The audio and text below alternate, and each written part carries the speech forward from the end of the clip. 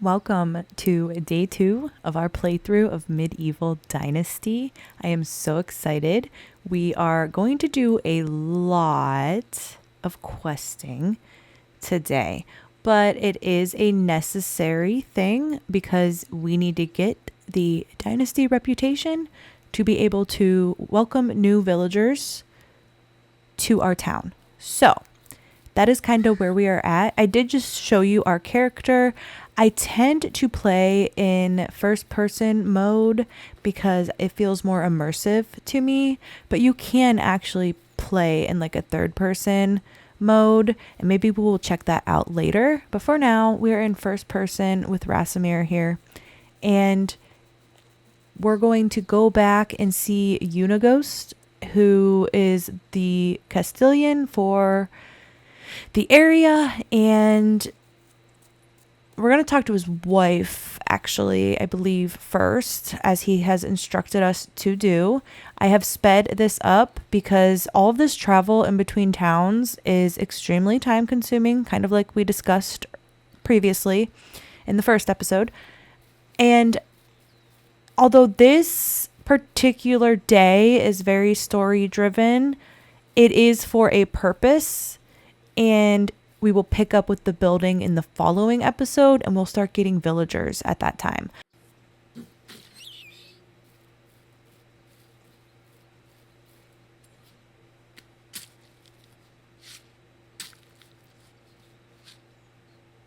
If you are not interested in the story aspect of this game, you could probably actually skip this episode and go to day 3, which I am going to try to upload in quick succession after this one, because I know that this particular day is so story driven. Here we find another little overturned cart of treasures, which is amazing.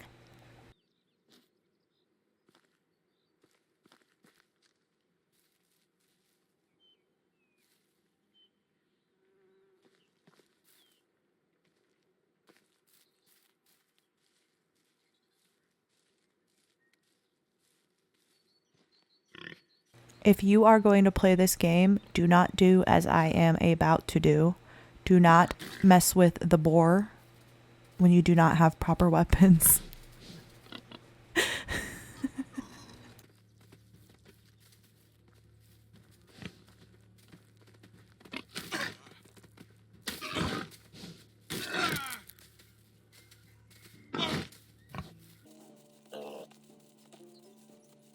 Run as fast as you can away from the boar. We do get away from the boar. It does follow us for a while, but we do escape barely, with barely any health, and he finally runs the other way.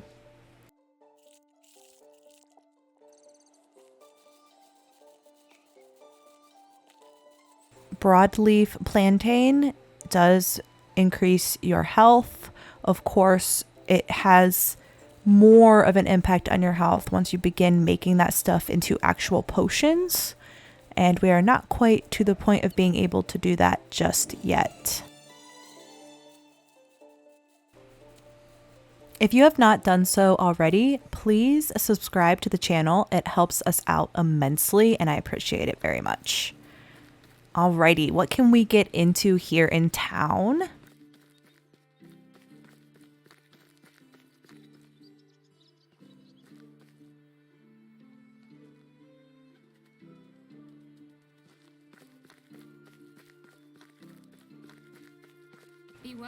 I am going to go ahead and see what quests we have available here for us.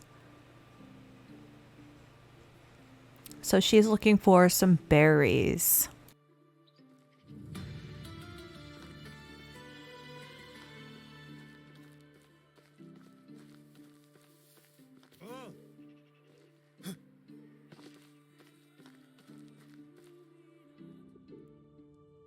It is also very important to check up on the ladies because we do need a wife.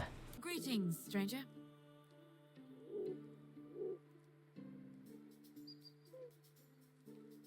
I don't think we're to a point of needing a hunter just yet.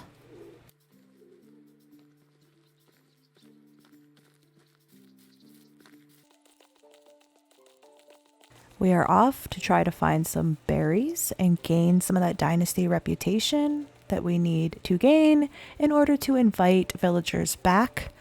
I mean, we're welcome to invite them all we want, but they will say no until we have enough dynasty reputation for them to want and desire to come stay with us.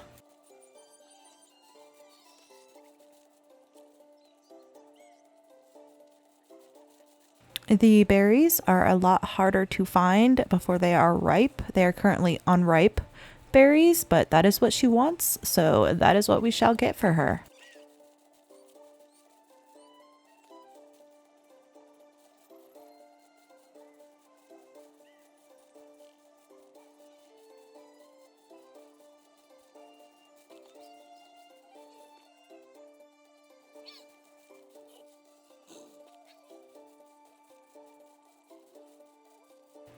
Once I actually start using my knowledge here instead of just aimlessly wandering around the woods, I remember that there are usually berries closer to the river.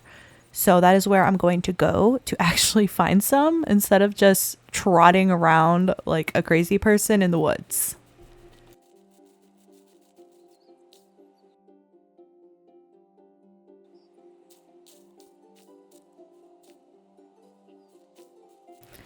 There have been some comments from folks who have decided to try this game, and I just want to say that there is no shame in fiddling with those settings. This game can be incredibly challenging to start out, especially if you've never played the game before.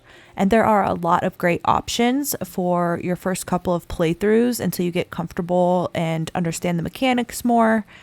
And do not hesitate to just play the game however you want to play it. I'm kind of playing it right now in a more build driven manner, and I'm not worried about making it extremely difficult for myself.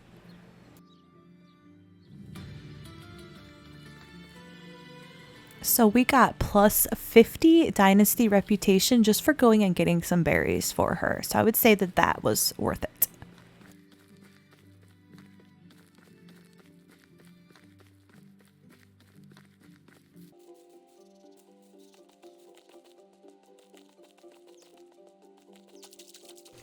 You will see me swimming quite a bit when it may not make sense to swim, but you do get dirty in this game. So whenever I feel like I might need, which we were actually dirty there, but whenever I feel like that might be necessary, I will just cross the river through the water instead, and then that helps make sure that we are staying clean.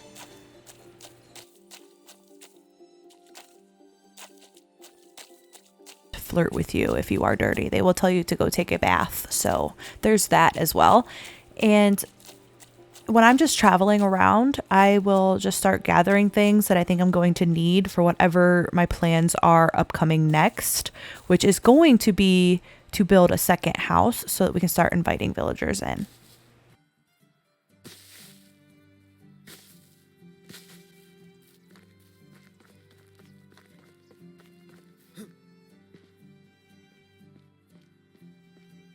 We are going to talk to Dobroniga, who is Unagos's wife.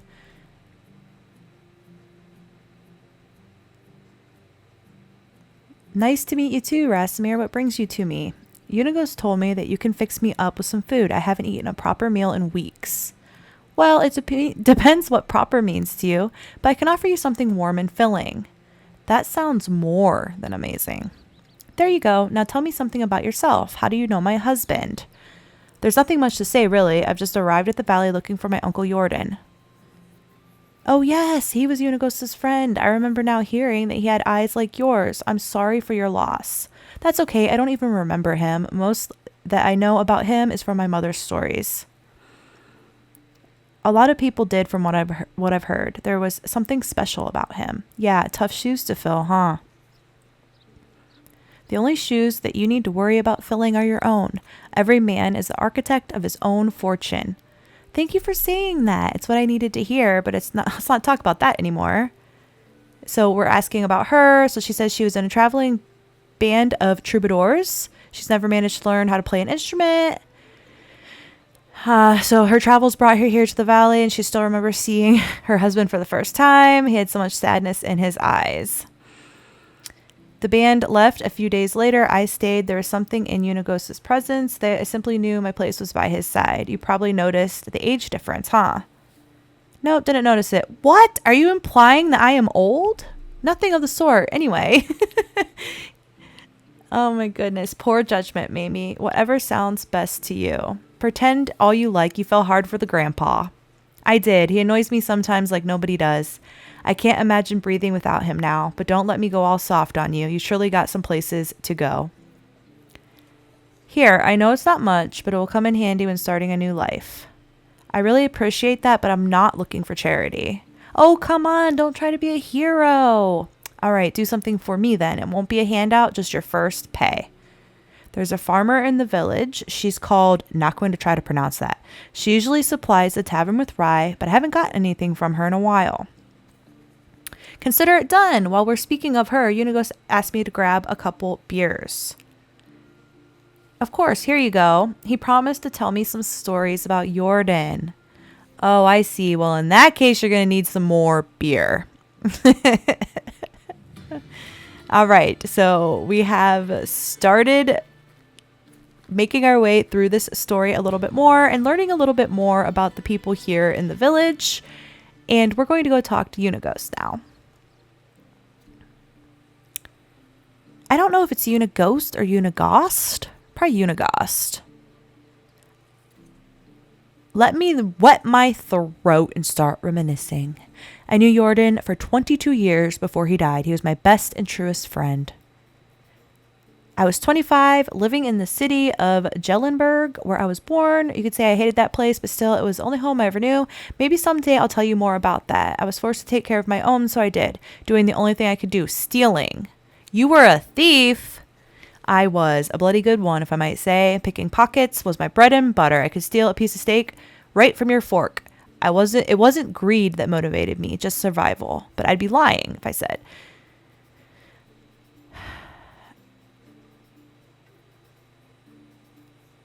So he's going to try to justify stealing, I guess. We had an annual festival at Jellenberg. It always brought a bunch of outsiders to town. You can imagine what that meant for a man in my profession. I could do a day's worth of work in a matter of minutes. I saw a nobleman with a money bag strapped to his belt. It was basically begging to be set free. I sneaked behind him in the crowd like I did 1,000 times before. Child's play. I gently grabbed the pouch, did a little shimmy magic, and there it was. Just needed to turn around and disappear. I was punched in the face by what felt like a bull, and I was so shocked. I didn't even realize what happened until I hit the ground. My head was pounding. And do you know what was the first thing? A smile, a big, radiant smile on the face of the man with two different eyes. It was your Uncle Iordan, the one I took for a nobleman. He stuck his hand out, helped me get up, and offered me a beer. Haha, just like that? Just like that. That's just how Iordan was. You see, your uncle was deadly clever, smartest man I've ever known. He could see the world like nobody else, predict things. He was always at least a dozen steps ahead of anyone else. So on a rare occasion that somebody surprised him, he was intrigued. And he wasn't expecting you? Indeed. Apparently, even despite my failure, I was still the one that came the closest to robbing him, and he liked that. I was terrified of the guy at that moment, so we went. He took me to the most expensive and most crowded tavern. Remember, it was the day of the festival. Even entering that place was next to impossible. In the matter of seconds, we were sitting at the table being serviced by two barmaids at the same time. It was surreal. In my mind, there was only one explanation. He owned the place. Two barmaids? That sounds kind of, I don't know. And did he own the place? Not at all. It was his first time in Jellenberg. It all felt like a dream, to be honest. I was still sure he was a nobleman. He chugged beer like it was a race, wiped the face with his sleeve, and burped like a drum. He went from the lord to the savage like that. Snaps fingers. I relived that moment a dozen times until I realized why he did that. It wasn't a mistake. No laziness, no moment of weakness. He wanted me to see it, to understand it. Understand what? That he was full of crap. Haha. You see, Rasimir, your uncle was one of a kind. He was a true master of arms, and his weapon of choice was his confidence. What does that even mean? Imagine a closed door with 2 guards at its sides. You want what's inside. What are your options? You can force yourself in, bribe the guards to pick the lock. But Iordan, he just holds his head up high, walks right in, and demands the door to be open. I'm going to be straight with you. It all sounds made up. Haha, it surely does. I and the pack were the only ones that had been behind the scenes of Iordan's show, and even for us, it was unbelievable. Wait, the pack?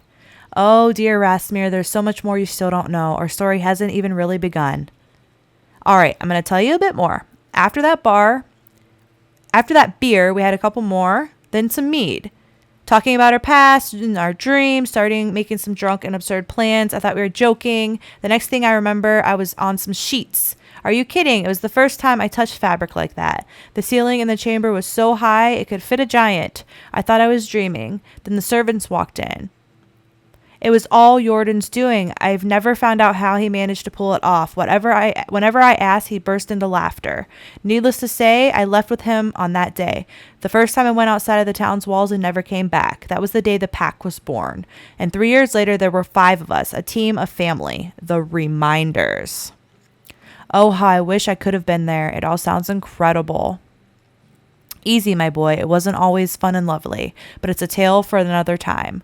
It really did get late, and I'm sure you still have a lot to do. We'll talk some more tomorrow. So, I have to be honest, it was difficult for me to read because when I'm recording, the text is a little bit blurry, but I tried my best there. That was a very long story.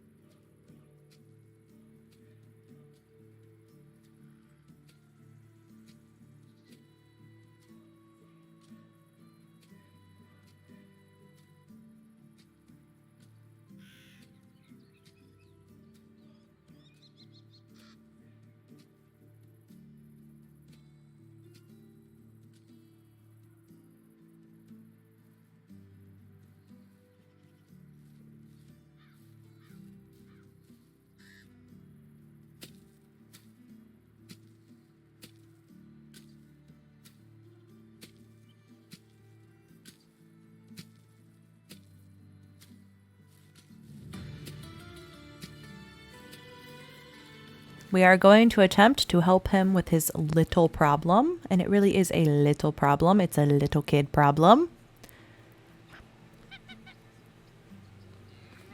I see him right straight ahead.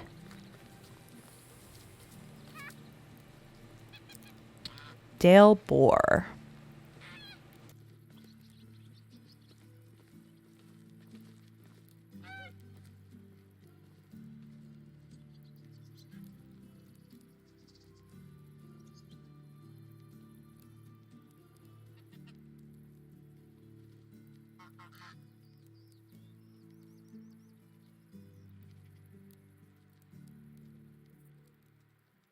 He's really not fooled by this trick at first.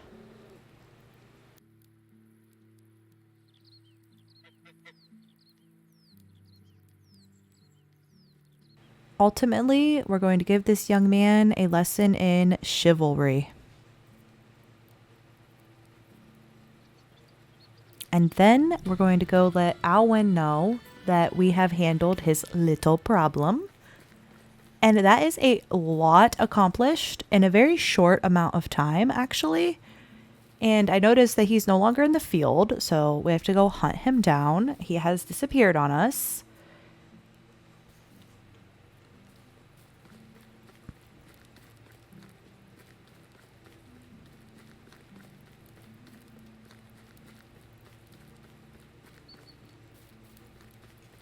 And you can already see the sun is starting to set on us for the day.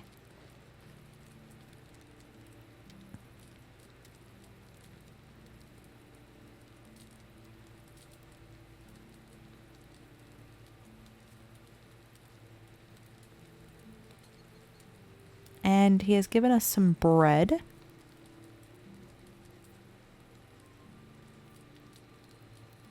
When we try to get some more information about Unigost, Unigost. I think Unigost sounds better. I think that's probably right. And we got 10 more Dynasty Reputation. And now we run through the wilderness yet again.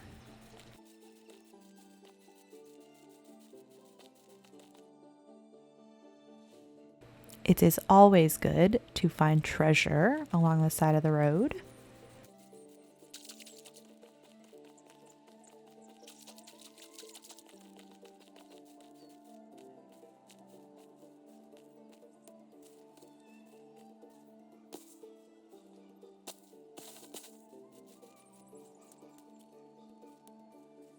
One reliable way to make some money in early game is to craft stone knives, which just take sticks and stones.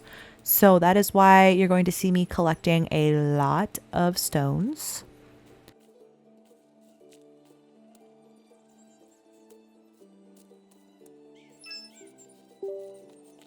And I have to apologize that you can hear some of my desktop audio in these recordings.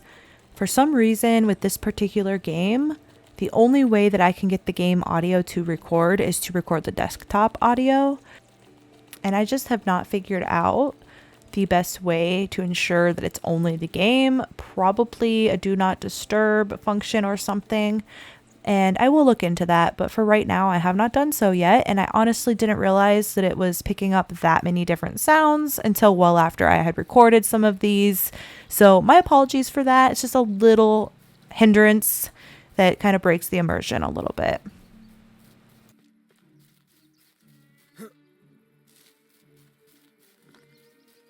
But as it is getting dark, we are going to be wrapping up the day here shortly, because we have big plans for the following day. There are some days where I do work through the evening and into the dark at night. It is not fun to try to do things out there in the dark, but there are some instances where I set goals and I do want to work through the evening and nighttime a little bit. In this case, I do just make some food and then go to bed. And I do consider this a pretty successful day because we have gotten the Dynasty Reputation that we need to get to welcome new villagers in. And our next goal can be getting new villagers and getting a wife. So our next goal is to build a second house in our village. And I hope to see you there during day 3. Thank you so much for watching.